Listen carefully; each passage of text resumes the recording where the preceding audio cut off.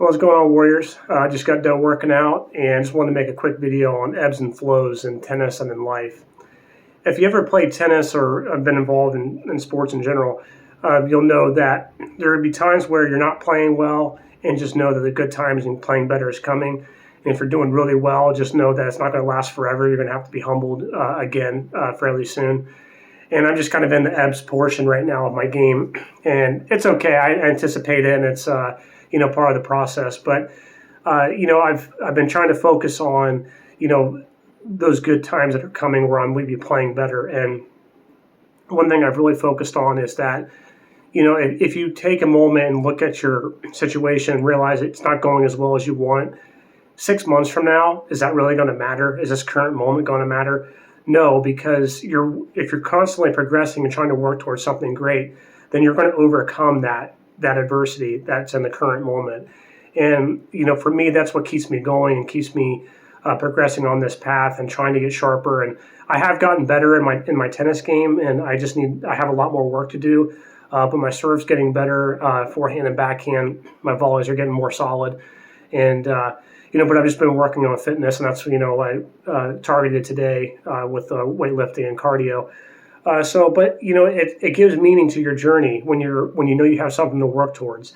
And if you're constantly on top of things, where you always win, and you never lose, and you have no adversity, then it really it takes away from the meaning of what your journey is supposed to teach you.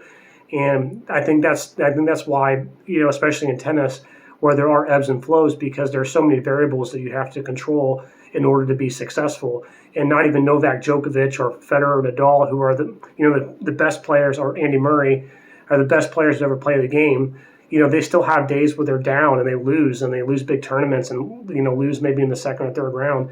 And it's like everyone's like, "What the heck happened? You're supposed to be superhuman. You can't lose to this guy or this situation." So that to me, for my own growth and for my own skill level, which is extremely humble. I mean, USTA 4.0 is a decent skill level, but there's obviously infinite levels above that. So I don't make myself more than what I am. But for me, my journey, it helps a lot, because I know I have the next goal to work towards, and I have a great amount of respect for players that are better than I am, and especially at the professional and collegiate level. That's just it blows my mind how good those guys are. But for me in my journey, going through the ebbs and realize, okay, I took a couple losses, and I can look at that as like my ego taking over and being like, well, my record and my skill rating and all this other stuff is going to be impacted because I'm not winning.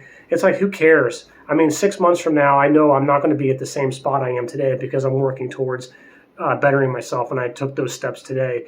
At least a very small step with getting back in the gym and working out. So always keep working towards the flow portion of your life or your game, and it's coming. So don't ever get down on yourself and beat yourself up because you feel like you're losing, or going to quit, whatever you're working towards, because you only lose when you quit. If you just totally give up, that's when your journey stops, and you might as well just hang up your hat and just call it a day. But if you're a warrior and you're a winner, you'll find ways through the adversity, and that's when you navigate these ebbs and flows. So that's all I got for this one. Catch you in the next one.